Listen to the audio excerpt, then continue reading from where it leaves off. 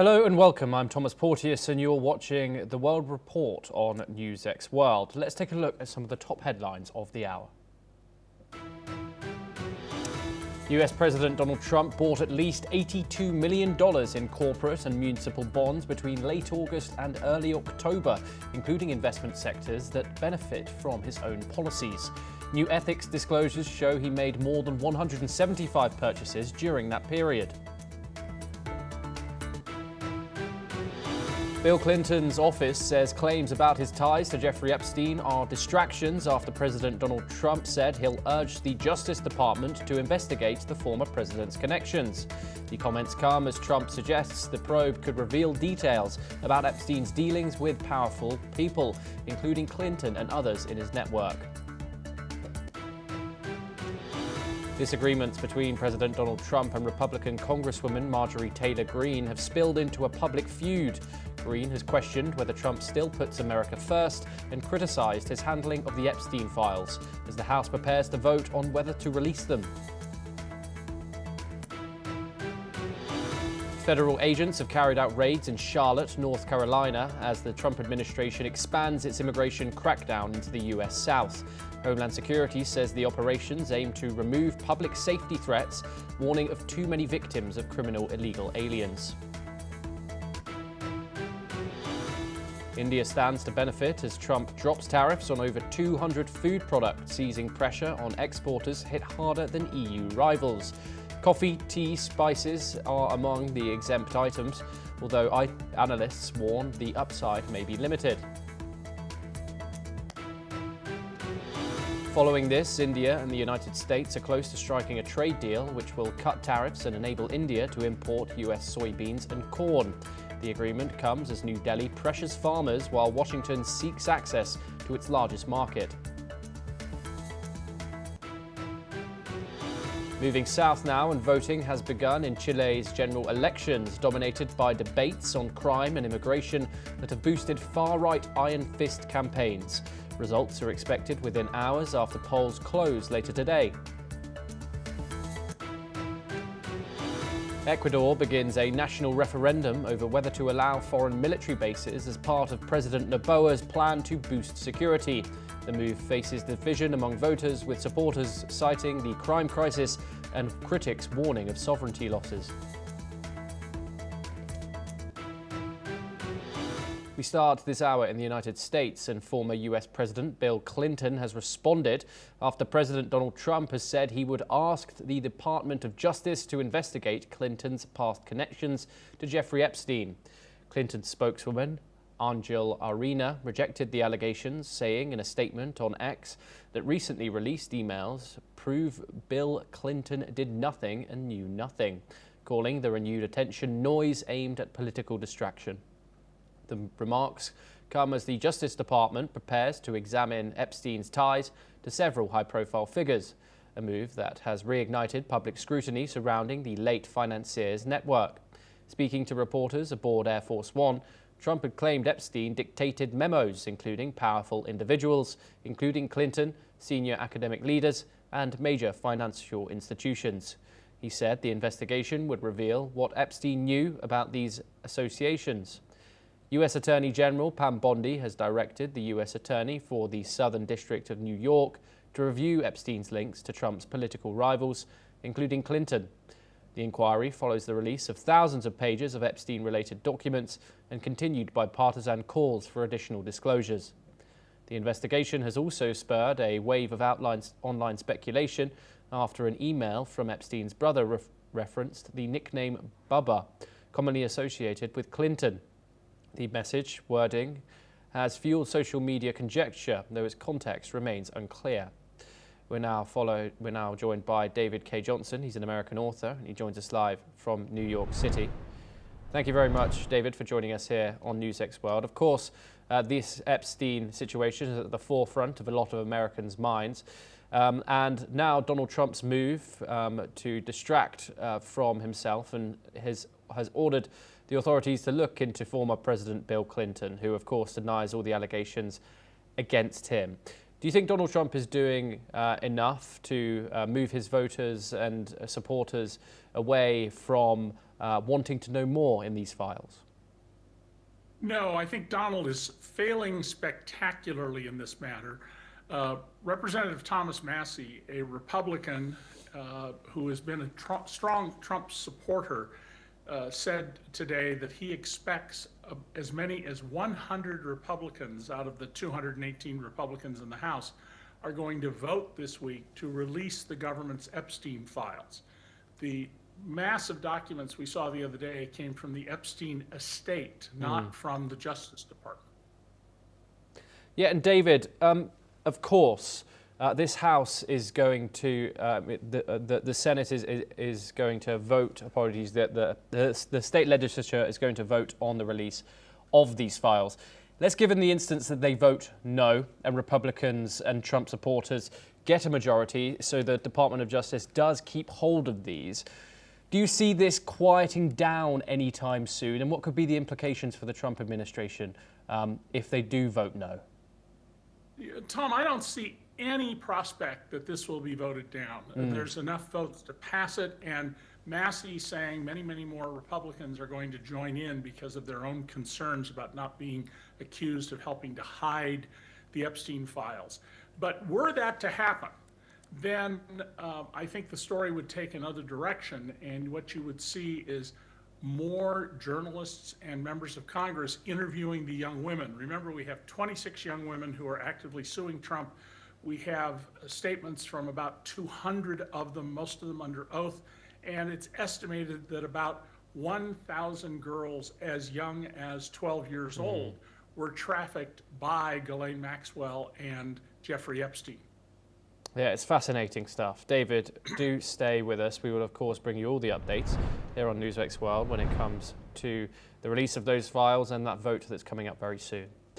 Now we move on, and according to financial disclosures released today, US President Donald Trump purchased at least $82 million in corporate and municipal bonds between late August and early October. The filings under the Ethics in Government Act cover more than 175 purchases, totaling over $330 million in value. Trump's bond investments spanned several sectors, including companies that benefited from his policies, such as Broadcom, Qualcomm, Meta, Home Depot, CVS, Intel, Goldman Sachs, Morgan Stanley, and JP Morgan. Many municipal bonds were also acquired from states, counties, and school districts, and the disclosures come amid ongoing scrutiny over Trump's financial interests, which include cryptocurrency holdings, golf properties, and licensing ventures, totaling at $1.6 billion in assets. Meanwhile, the president's portfolio is managed by a third-party institution. Questions about potential conflicts of interest continue to be raised. David, of course, in other democracies, this will be seen as a huge problem. In the UK, for instance, there are questions over members of Parliament about their financial holdings. These things are dissected to the bone. However, how do you think the American public is going to respond to this? Trump purchased over $82 million in bonds and made $337 million worth of investment in just 6 weeks. How unusual is that, and how do you think the Americans are going to receive that information? Well, way back in 1990, I revealed Trump was not a billionaire, as he claimed, but he is today, in fact, a billionaire because of the actions he's taken as president. The purchase of these bonds is not going to affect a lot of ordinary voters. This is sort of pointy-headed financial stuff to many people. But it certainly is going to arouse among those who are politically engaged a great deal of concern. Past presidents put their money into index funds and into broadly held bonds that were not known to them. Trump isn't doing that at all. And while he says he has independent managers, and we don't know if he calls them up and tells them what to buy or not, the fact that he knows what the investments are is very troubling, given that the president under the American Constitution is supposed to be solely in the arms of the American people solely to get money from them, not from anything else. Yeah, and David, Trump says his portfolio is managed by a third party, but critics argue that blind management still doesn't eliminate these conflicts of interest. In your view, does this structure actually protect the public interest? No, it absolutely violates the public interest. And every president since Richard Nixon has used devices where neither the president nor the public knows what's being invested in, and they focused on index funds. That's where you buy a basket of, say, 500 or 2,000 stocks, and you have little shares of these companies to insulate you. And some presidents have only bought U.S. Treasury certificates and bonds as a way to say, look, nothing I do is going to do anything except improve the American economy. I've put all my money into American government debt. David K. Johnson, thank you very much for joining us here on NewsX World. It's always a pleasure to get your insight on these issues. We now move on and we have more Trump news, where the president over the weekend pardoned 2 individuals connected to the January the 6th, 2021 Capitol riots. The pardons were issued to Suzanne Ellen Kay, who served 18 months for threatening to shoot FBI agents during the investigation, and Daniel Edwin Wilson, who remained imprisoned due to a firearms possession conviction, even after Trump granted sweeping pardons to others. Trump's decision comes amid continued scrutiny over his use of presidential pardons for those linked to the Capitol attack back in 2021. Critics argue the move undermines accountability for the violent acts which took place during January the 6th, while supporters say it reflects his commitment to his political allies. We now move on to foreign policy, and President Trump indicated over the weekend that he is leaning towards a course of action in Venezuela, following multiple high-level briefings. Officials presented options ranging from airstrikes on military and drug trafficking targets to an attempted, alleged, to remove President Maduro from government. The US has significantly increased its presence in the Caribbean under Operation Southern Spear, deploying 15,000 troops, over a dozen warships, the USS Gerald R. Ford aircraft carrier, and 10 F-35 jets to Puerto Rico. Experts call this military buildup the most significant US deployment in the region since the 1989 Panama invasion. Trump has expressed caution over potential risks to use US personnel and long-term involvement, while Maduro has warned that any intervention could spark conflict similar to Afghanistan or Vietnam. Analysts say a regime change effort could yield political gains, but carries high risk of prolonged military engagement and opposition fractures. Joining us now is Raymond Vickery. He's a former US Assistant Secretary of Commerce and joins us live from Washington, D.C. Raymond, it's always a pleasure to have you here on the program. Of course, experts are calling this the largest military buildup in the Caribbean since 1989. Your thoughts on how, if it may escalate, and what happens next? Well, thanks very much for having me. You know, in order to build peace and prosperity in the world, it's necessary to have strategy and partners. But President Trump has really jettisoned this approach in favor of really a throwback to earlier 19th century, very early 20th century U.S. approaches, which are really in the nature of quasi-empire building, if you will. You'll remember that early on he talked about Canada as a 51st state, acquiring Greenland. Now, particularly with Secretary Rubio, who has strong ties, as you know, in the Latin American region, he's turned his interest to Latin America. And what he is doing here is putting together a force which will work, he thinks, to aggrandize himself, his own reputation, as well as having a throwback, as I say, to an earlier period of empire building. Unfortunately, this fits with his overall view of international relations, that great powers can divide up the world and have influence in their own spheres. You see this in his approach in regard to Russia and Ukraine. You even see it in regard to China. The concept is the old one that we have our empire, you have your empire, and we are able then to have greatness thrust upon us in an historical perspective. This is a very, very unfortunate development. It's directly counter to what happened after World War II, because when you have these concepts of empire, eventually what happens is war breaks out, because the history of the world has shown that empires rub up against each other, and you have further conflict. Since World War II, with the United Nations Charter, we tried to have a different choice, moving forward under principles of non-aggression, non-invasion. Unfortunately, our president seems to have jettisoned this in favor of the old-time religion of I'll be great because I'll take over other people's territory.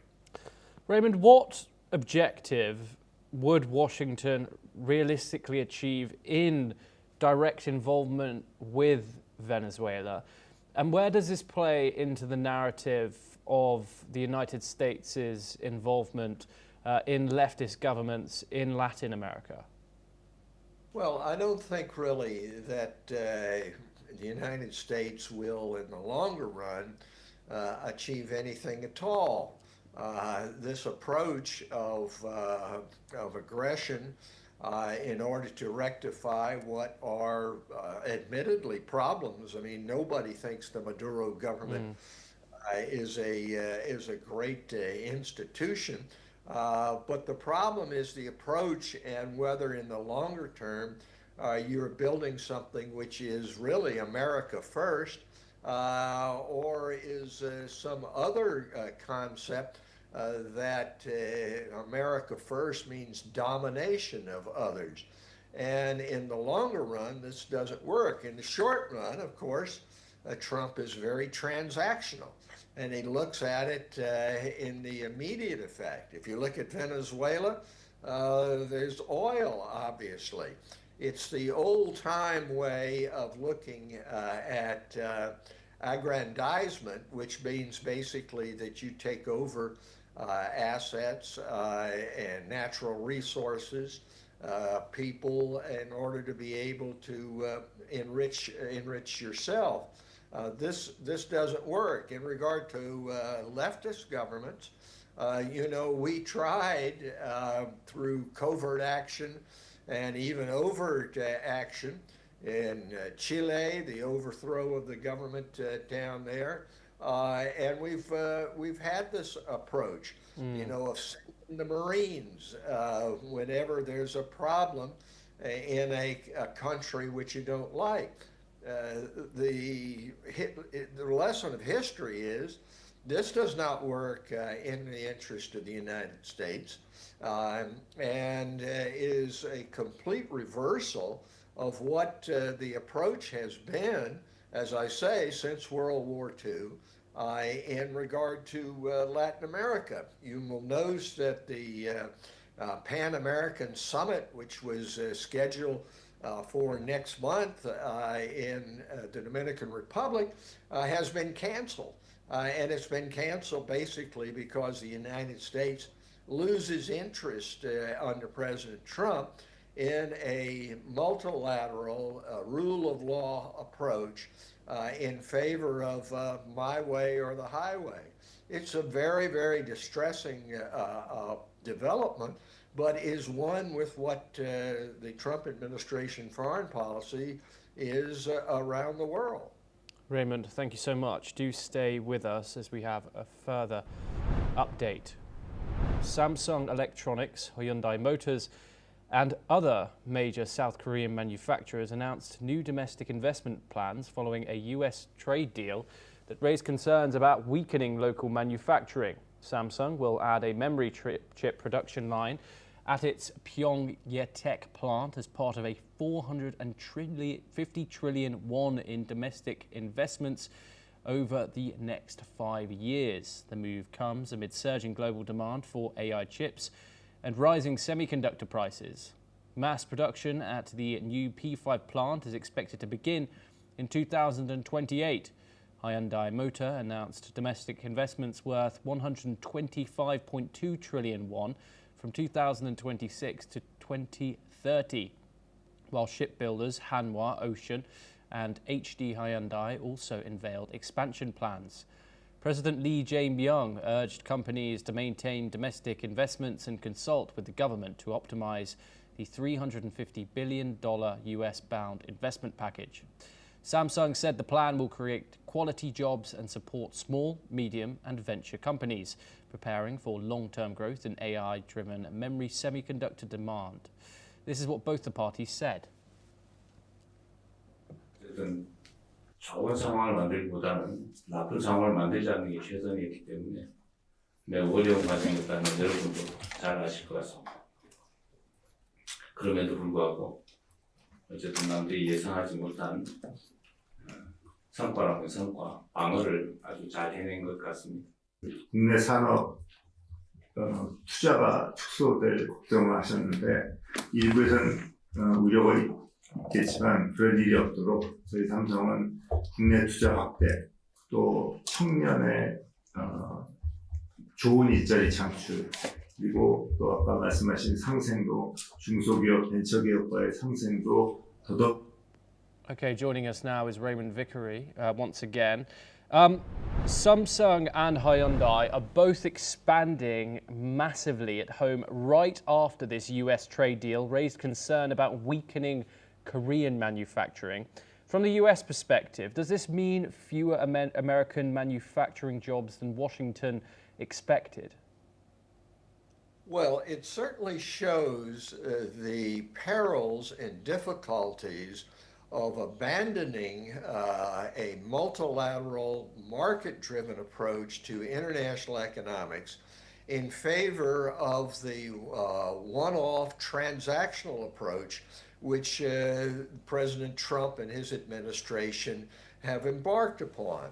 What has happened here, and will be repeated again and again, wherever President Trump has made a so-called deal, is that when you don't resort to economic factors in determining where investments take place, the terms of trade, but you try to set up a transaction, a deal in which the United States wins and other people lose, you destroy the market-based approach, which has made the United States the most prosperous nation in the world. And so what happens is, if you have a deal in South Korea's instance, in which South Korea says, in turn for your lowering tariffs on us from 25 to 15%, we'll put in $360 billion into the U.S. economy. And then the question is, well, wait a minute, what happens in terms of needed investment in South Korea? What happens to the building of jobs there? If it's not going to be based upon market considerations, but just the outcome of a transactional approach like a real estate deal, what happens? And so the South Korean president is trying to ameliorate this overall problem by pulling together the leaders of industry in South Korea and say, won't you announce the investments in South Korea so that people will not feel that their jobs are being taken away there. This, as I say, is the outcome of taking a short-term transactional approach to international economics, international development. You can't build peace and prosperity on this kind of basis. It is directly contrary to what we have been doing over the past 80 years or so, and is not going to end well because it is a degeneration and a move away from the basic economic principles which have governed the terms of trade and investment for the past 85 years. Yes, Raymond Vickery, thank you very much for joining us. As always, it's a pleasure to have you here on the programme. Well, that's a wrap on America 360. Keep watching NewsX World for more international updates.